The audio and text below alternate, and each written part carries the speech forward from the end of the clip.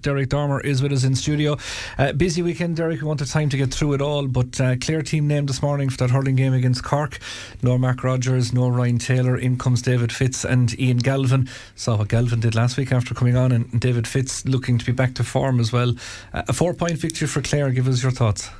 Oh, you get me in trouble, and I'm kind of conflicted, Derek. I have to be true to myself. Like, the part of me wants to beat Cork every day, and then part of me wants to get to Munster final.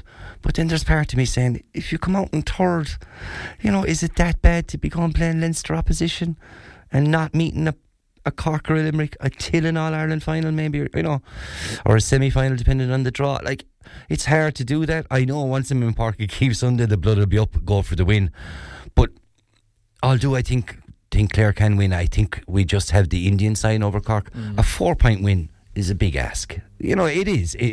There's literally a puck of a ball between the teams at the top level when you get down to the nitty gritty. So a 4-point win is a big ask, and I hope we don't expend too much energy in getting a win that mightn't prove any way substantial. And sometimes you only get to beat a team once too. So Downey back for Cork as well, which is a big bonus. Yeah, he was always going to be given game time in that, and and look, they're a fine side. I do believe if we played them in Croke Park, and I do believe if there was huge pressure in this game, we'd beat them. I just think we have the Indian sign over them, similarly to the Green Machine having it over us, unfortunately. No matter what way the hurling works out, there will be another day out, but for the footballers, not so. This is season on the line stuff against Longford.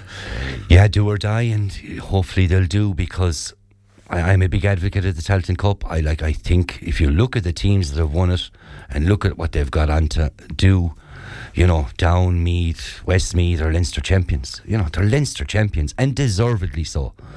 This competition gives you a chance to build belief, build momentum, and win games. And all that, and as cliche as it sounds, winning is a habit, Derek. It's a massive, massive game for Clare football. People think the Tailteann Cup, we're not going to win a Munster Championships. And this is where we find ourselves. Can we get on a roll and win this competition, generate publicity, get young fellas going to Clare football matches? All that comes from success. Success will always breed success. So I think it's a massive, massive weekend for Paul Madden and the Clare football team.